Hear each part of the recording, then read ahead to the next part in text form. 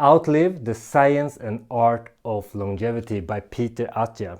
The diseases that kill most of us build up over decades. If you want to live a long and healthy life, what you do today really matters. How do you want to spend your last years? What's your end game? Hi and welcome to the BookLab. I'm Björn, and this is a place where we bring you the best book recommendations when it comes to philosophy, psychology, human nature and human potential every week, so make sure to subscribe. Today I'm going to talk about Outlive. I'm going to share my favorite takeaways from this book and share some actions that you can take today in order to ensure that you have a long and healthy life ahead of you. And I'm also going to recommend a bunch of books on related topics that can help you live longer. So let's dig into it. The author, Peter Attia, was a practicing doctor, but he changed his career and started his own practice, mostly out of frustration with the medical establishment. What especially frustrated him was the outdated view the medical profession placed on early prevention of the illnesses that we often associate with aging. To him, starting treatment of our most deadly diseases just after we reach some arbitrary limit, hit a certain score on a test, or finally showed some symptoms was way too late. Usually at this point, the problem is already severe and a lot of damage has already been done. Quote, "Slow death moves even slower than we realize." The diseases that Attia talks about in this book, he calls them the horseman diseases. It's diabetes, Alzheimer's, heart disease, and cancer. These diseases are all very slow to develop, and we need to stop the horsemen in their tracks. The author is a proponent of individualized preventive treatment that enables people to take proactive measures decades before we reach the age where these killers make themselves known. The book goes into all these diseases in detail, and it provides a lot of tips for how we can take preventive measures to make sure that we live a long and healthy life. But some of those solutions are heavily reliable on advanced technology or having access to a certain type of care. So in this video, I want to focus on the things that most of us can do regardless of your financial situation or whatever. And there's a few categories that I want to cover. It's exercise, nutrition, and last but not least, sleep. Getting regular exercise is the most important component to get in place in order to live a long life. Quote, "Going from 0 weekly exercise to just 90 minutes per week can reduce your risk of dying from all causes by 14%. It's very hard to find any drug that can do that." So just getting moving is a great first step, but there's 4 components of exercise that you need to take into consideration. It's strength, stability, aerobic efficiency, and peak aerobic capacity. First off, we have aerobic efficiency. This is zone 2 training, which could be kind of boring, going for a jog, longer swims, bicycling, stuff like that. These activities is when I usually actually listen to books like this. I've been doing a lot of zone 2 training while listening to this book, for instance, on Audible. This type of training makes wonder to your metabolic health. It's great prevention for Alzheimer's disease, and it also keeps your glucose levels in check, which keeps diabetes at bay.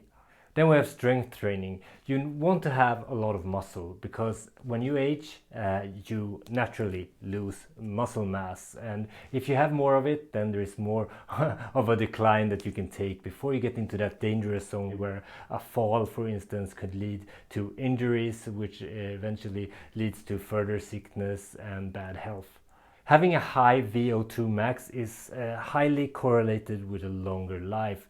VO2 max training is not very pleasant. It's when you're at your absolute peak of what you can do. You exert a lot of energy during this training, and it's super uncomfortable, right? But if you can build up your VO2 max, and similar to muscle mass, your VO2 max gets lower as you age. But if you already have a good VO2 max it takes just longer before you reach those critically low levels. And lastly, we have stability, and this one is a bit trickier to explain. When Peter Attia talks about stability, it's about building a solid foundation that enables us to do everything else that we want to do without getting injured. It's about posture, it's about being able to do all the movements that we need to do in life and use the right muscles to do them. So basically you want to become pretty good at everything. You want to become an athlete of life.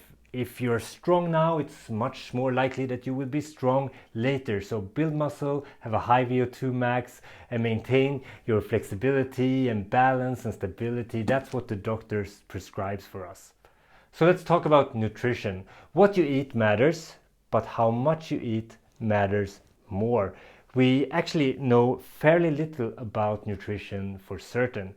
Yet proponents of a specific diet, they act like it's gospel, that their diet is the best, and people are very tribal when it comes to nutrition. But there are a few things that we really know for certain. 1.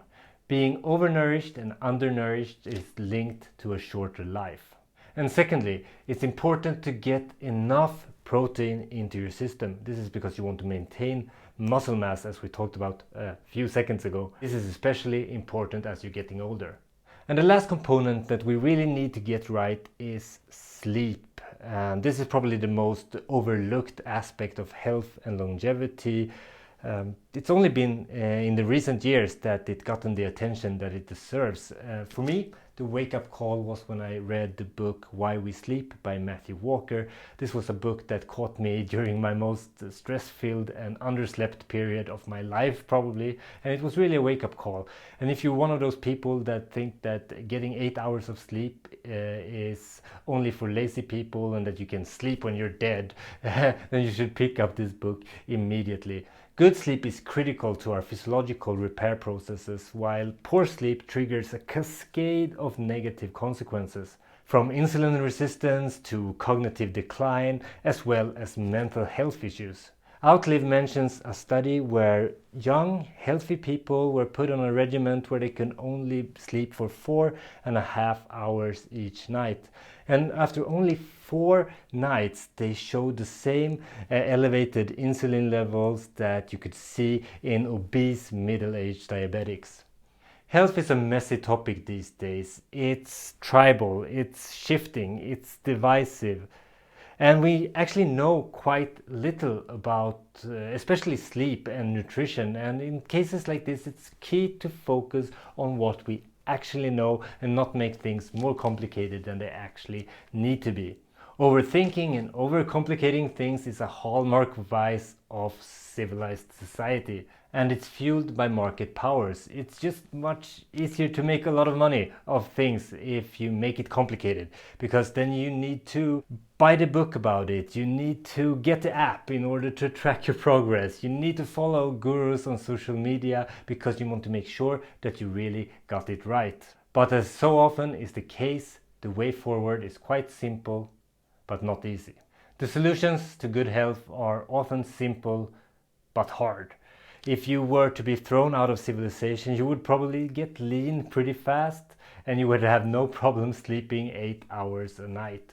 My takeaway from this book is to keep it simple and create a strategy that will work in the long term, because health is not something that we're just gonna work on for a week. It's something that we need to sustain for decades to come, and the reward will be a long and healthy life.